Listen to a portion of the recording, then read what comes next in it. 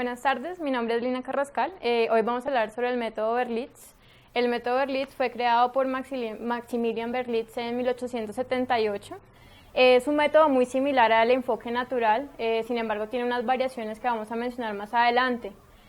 ¿Qué pasa con el método? Este método se oponía rotundamente a todo lo que veníamos hablando sobre la traducción, que el estudiante siempre estuviera traduciendo todo lo que quería producir en la lengua meta, era lo que no quería el método Berlitz. Por ende, se enfocaba en la oralidad. ¿Sí? La oralidad en el método Berlitz es supremamente importante, sin embargo hay una variación en su similar que es el enfoque natural y es la variación de la gramática. Si se ve el libro, ahí está, hay una división de las secciones en las cuales podemos encontrar que hay un léxico y aparte de que tengo mi vocabulario, tengo unas sesiones de gramática que van a ayudar al estudiante. ¿Qué es lo que pasa? El método Berlitz se enfoca en que el estudiante tenga contacto solo con la lengua meta, ¿sí? Que el estudiante siempre escuche en la lengua meta, que no haya una interferencia de su lengua materna, que es el problema en muchas aulas de clase en las que los estudiantes siempre quieren traducir, siempre quieren estar pensando cómo digo esta palabra, cómo digo la otra. El problema con la traducción es que no hay equivalentes para absolutamente todas las palabras y por ende se crean obstáculos en el aprendizaje de la lengua meta. Una cosa muy importante del método Berlitz es sobre el error. El error aquí no es castigado, el error no es visto como algo malo, sino todo lo contrario, el error es natural, el error nos ayuda a que podamos mejorar. Entonces no se castiga, sino que se ve como algo natural en el aprendizaje. En la parte gramatical del método Berlitz se hace énfasis en tres aspectos. Tenemos el aspecto de las inflexiones de las palabras, el uso de conectores y el orden de las palabras en la oración. Si el estudiante es capaz de comprender estos tres temas, será capaz de utilizar la lengua meta como si fuera pues un hablante, como si fuera una segunda lengua, podríamos decir. Cuando menciono esto de la gramática, entonces aquí creo que ya, como ya lo mencioné antes, se crea una variación o se crea pues como algo adicional al enfoque natural, donde la gramática se dejaba como en un segundo plano. En el método Berlitz la gramática sí es importante, entonces ese es como el valor agregado que tiene. Describiendo un poco más sobre el método, tiene cuatro secciones. En la primera parte tenemos las lecciones preparatorias en las cuales hay 14 lecciones. Las primeras 9 lecciones están diseñadas para ser solo orales, ¿sí? La idea es que el docente sea el que imparta eso solo oralmente para que el estudiante pueda imitarlo, pueda imitar la pronunciación de las palabras y asimismo pueda, pues, obviamente como empezar ese proceso de aprendizaje. De las 14 secciones, las primeras 12 secciones incluyen vocabulario y gramática. Las últimas dos son solamente ya ejercicios avanzados de léxico.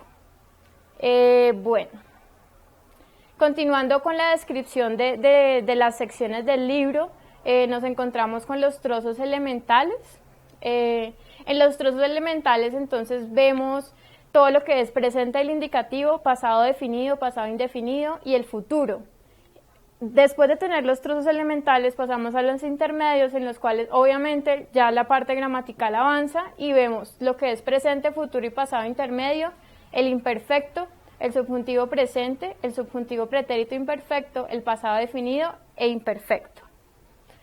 Después de los trozos intermedios tenemos las lecturas corrientes, las cuales ya no se enfocan en ver ni temas gramaticales ni temas lexicales, sino en ir más allá, en que el estudiante ya tenga un contacto con la lengua y claramente que las expectativas de ese momento pues ya son mayores. Podemos intuir que el método ha cambiado porque su creación fue hace 140 años. Sin embargo, las variaciones creería yo que han sido muy pequeñas. Haciendo la investigación en el sitio web del método pues, de Berlitz, que es una institución que tiene presencia en más de 220 ciudades, vemos que hay 10 niveles digamos, como de fluidez de la lengua. Sin embargo, creería yo que si ellos dicen que el éxito sigue siendo rotundo después de de 140 años de uso, creería yo que la variación del método ha sido muy poca.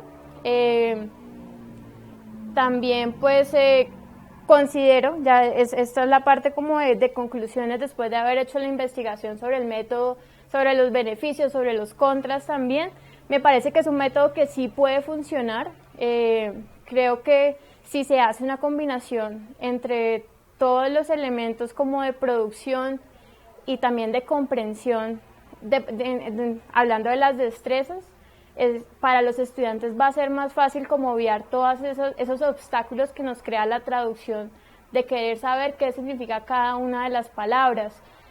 En las primeras lecciones del método Berlitz, obviamente, tiene que incorporarse un añadido visual, algo que los estudiantes puedan ver las cosas para que puedan asociarlas con sus nombres.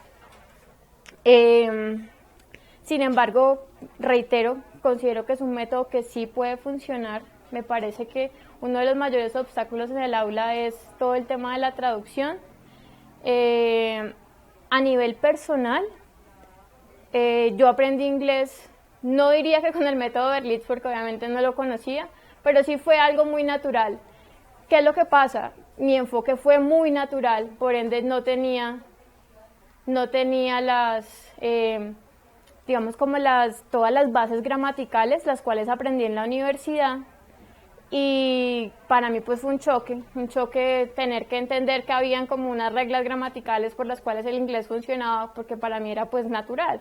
Entonces es un valor agregado que tiene el método Berlitz, que me parece que que le funciona muy bien para la clase, que le ayuda mucho a los estudiantes.